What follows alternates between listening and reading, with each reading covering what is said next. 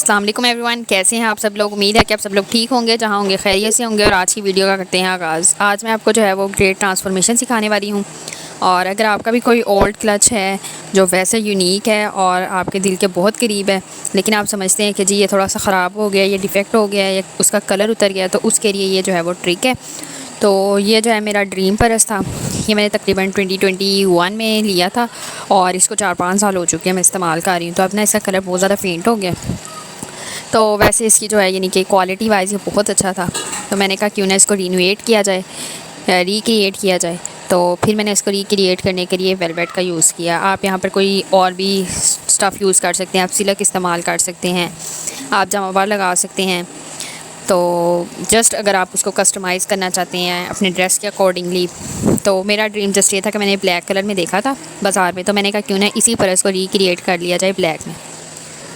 और अगर आप इसको अपने ड्रेस के अकॉर्डिंगली कस्टमाइज़ करना चाहते हैं, जैसे ब्राइड्स के आते हैं लहंगे के साथ परस कस्टमाइज़ हुआ होता है, या वलीमे वाले दिन वलीमे की ब्राइड की जो है वो मैक्सी के साथ कस्टमाइज़ हुआ होता है। इसी तरह अगर आप किसी वलीमे के ड्रेस के साथ, या मेहंदी के ड्रेस के साथ, या बारात के ड्रेस के साथ कोई गरारे शरारे लहंगे किसी के साथ अगर इसे कस्टमाइज़ करना चाहते हैं, तो आप इसको अपने टेस्ट के अकॉर्डिंगली कस्टमाइज़ कर सकते हैं। और मेरा ख्याल है कि लाइफ में आपको स्किल पर्सन बनना चाहिए, ना कि कॉपी पेस्ट पर्सन बन जाए। आप कॉपी पेस्ट पर्सनैलिटीज़ बहुत ज़्यादा आ रही हैं, कॉपीराइट हो रहा है, कह रहे हैं ना कि ये म्यूज़िक जो है ना वो आप यूज़ नहीं कर सकते due to the issue of copyright. इसी तरह है कि बहुत सारी चीज़ें हम कॉपी पेस्ट कर देते हैं। हम कहते हैं फ़लाँ ने इस चीज़ को इस तरह से क्रिएट किया है, तो हम उसको क्रिएट इसी तरह से एज इट करेंगे।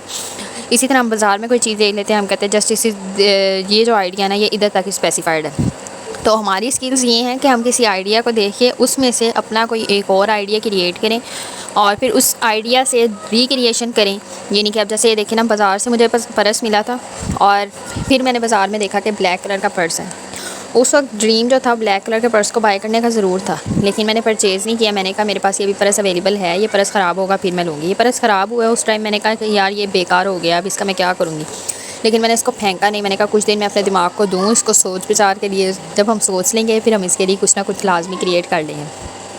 तो ये वेलवेट एक्चुअली में वो कहते हैं ना कि बहुत सी चीज़ें आप जो है वो संभाल के रख लेते हैं, आपको पता नहीं होता कि आप किस मौके के लिए संभाल रहे हैं। ये मैंने अपने भाई के निकाह के दौरान ड्रिंक प्लेटर रेडी करना था, उसके लिए कटिंग की थी और वो कटिंग बहुत ही ऑकवर्ड सी हो गई थी। मैं एक्चुअली में उसको गोल शेप में कटिंग करना चाह रही थी, बट वो जो है ना वो ऊपर से राउंड शेप में हुई थी और साइड से जो है ना वो उसकी कंप्लीट सर्कुलर शेप डेवलप नहीं थी हुई। तब मैंने इसे संभाल कर रख दिया था। मैंने कहा कहीं और काम आ जाएगी, और बाद में देखें कि मुझे खुद आइडिया नहीं था कि मैंने किस शेप की कटिंग की है और किस चीज़ के लिए एक्चुअल में कटिंग की है। तो फिर मैंने जब इस यानी कि रिक्रिएशन की तरफ सोचा ना, तो उस टाइम मेरे पास 2 कलर की वेलवेट अवेलेबल थी। एक थी जी मैरून कलर की और एक थी ब्लैक कलर की। लेकिन वही बात है, ड्रीम मेरा ब्लैक में था। तो फिर मैंने ब्लैक वेलवेट देखी और उस टाइम जब मैंने देखा, इसको मैंने पेस्ट करके देखने की कोशिश की ना कि देखूँ ये इसकी शेप के अकॉर्डिंगली है या नहीं। और एज इट सेल्फ ये जो इसकी राउंड शेप है ना वो जो क्रिएट हुई थी वो एक्चुअली में इसके ही अकॉर्डिंगली थी।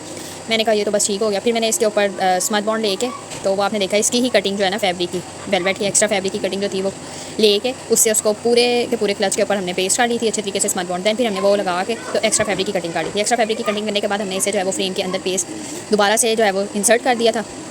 और जब इंसर्ट किया था ना, इसमें से रिमेनिंग पार्ट वेलवेट का जो है वो रह गया था। वो मैं आगे आपको दिखाऊंगी कि आप उसको किस तरह से रिमेनिंग पार्ट को जो है वो इस फ्रेम के अंदर इंसर्ट करेंगे।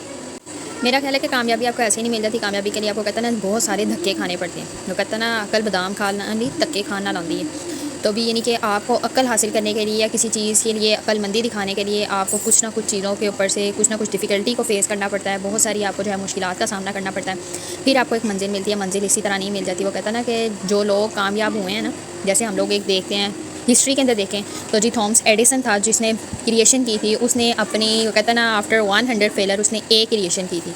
लेकिन जब लोगों ने उसको क्रिटिसाइज़ किया, उसने कहा कि मुझे ये ना देखो कि मैं 100 दफ़ा नाकाम हुआ, मुझे ये देखो कि मुझे इस कामयाबी ने 100 ऐसे तरीके बताए हैं जो मुझे अगली दफ़ा के लिए नाकामी से बचा सकते हैं।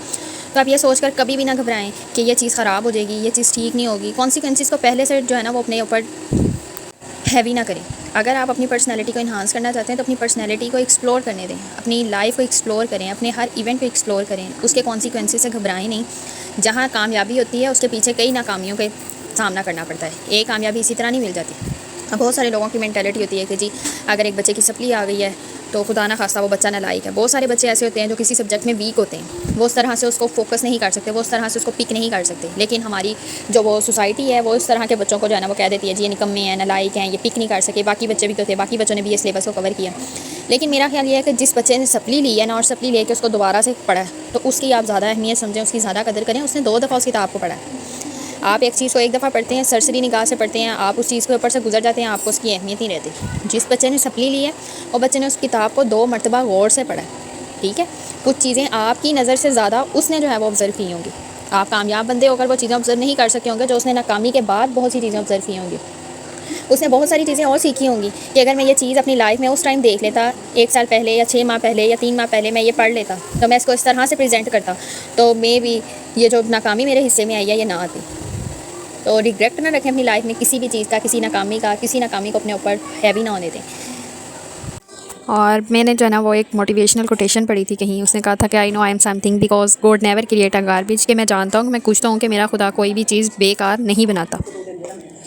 और मैं तो खुद एक नई यूट्यूबर हूँ। मैंने तो तकरीबन 7 से 8 माह हुए हैं अभी यूट्यूब पे वीडियोस डालते हुए, और व्यूज़ भी इतने ज़्यादा कोई नहीं है। मैं वो मिलियनर, और वो कहता ना कि लाइक्स जो है वो मेरे मिलियन में नहीं है, ना फॉलोअर्स मिलियन में है, ना सब्सक्राइबर मिलियंस में है, अभी तो 1000 में भी नहीं है। तो अगर मुझे सपोर्ट रही तो इंशाल्लाह मेरा भी चैनल ग्रो करेगा। तो बहुत सारी वीडियोज़ पे जो है ना वो आ रहे हैं व्यूज़, लेकिन उस तरह से नहीं आ रहे जिस तरह से मैं यूट्यूबर्स का देख रही हूँ। मेरा चैनल बहुत पुराना है लेकिन वीडियोज़ डालना मैंने भी कुछ अर्सा पहले स्टार्ट की। बस वही बातें कि ये मोटिवेशनल कोटेशन के थ्रू मैं भी अपनी सेल्फ को मोटिवेट करी जाती हूँ कि कोई बात नहीं, हम वीडियो की मेहनत करी जाते हैं, इंशाल्लाह जो है हमारा चैनल भी ग्रो कर जाएगा, सब्सक्राइबर बढ़ेंगे, लाइक्स बढ़ेंगे, शेयर बढ़ेंगे और वॉच टाइम बढ़ जाएगा और चैनल जल्दी जल्दी मोनेटाइज हो जाएगा। तो बाकी रही बात आप लोगों की सपोर्ट की, वो तो मुझे हमेशा ज़रूरत रहेगी, चाहे मेरा चैनल मोनेटाइज हो भी जाए तभी आपकी सपोर्ट की बहुत ज़्यादा ज़रूरत रहेगी। एनीवेज़ फिर वही बात कि आप कोशिश करते रहें। जब आप एज इट सेल्फ अपने तौर पर कोशिश नहीं ना करते तो दुनिया आपके लिए कुछ भी नहीं कर सकती। वो कहता ना लैसा लिल इंसान इल्ला मा सा, कुरान पाक में अल्लाह ताला फरमाते हैं कि इंसान के लिए वही कुछ है जिसके लिए वो कोशिश करता है। तो कोशिश जो है वो इंसान के अपने हाथ में, और आप कोशिश करते रहें, इंशाअल्लाह अज़ीज़ अल्लाह ताला आपको कामयाबियों से भी नवाजेगा। बहुत सारी मुश्किलात से भी गुजरना पड़ता है, मुश्किलात से घबराए नहीं। मूसा अलैहिस्सलाम मुश्किलात से गुजरे, वो घबराए नहीं, उन्होंने अल्लाह के ऊपर भरोसा रखा। तवक्कल हमेशा अपने अल्लाह पर रखना है, अल्लाह के बंदों पर तवक्कल नहीं रखना। मैं ये कहती हूँ कि अगर आप उम्मीद सिर्फ अल्लाह से रखेंगे ना, अल्लाह के बंदों से नहीं रखेंगे, तो अल्लाह के बंदों में आप खुद ब खुद बुलंद होते चले जाएंगे। और आप जो है ना अगर इन लोगों से बेनियाज हो जाएंगे ना, अल्लाह के बंदों से बेनियाज हो जाएंगे, तो आप खुद देखिएगा कि अल्लाह ताला आप पर ऐसा करम करेगा कि ये जिन लोगों को आप महसूस करती है ना कि आपकी नाकामी के मुंतज़िर थे, खुद ब खुद आपकी कामयाबी के लिए तालियां बजाएंगे। और वो कहता है ना कामयाबी वो होती है कि जो आपको खुद बोल कर चीख कर नहीं बताना पड़ता। जैसे वो कहते हैं ना इल्म वो जो सर चढ़ कर बोले, इसी तरह कामयाबी वो होती है जो खुद खुल कर सामने आए।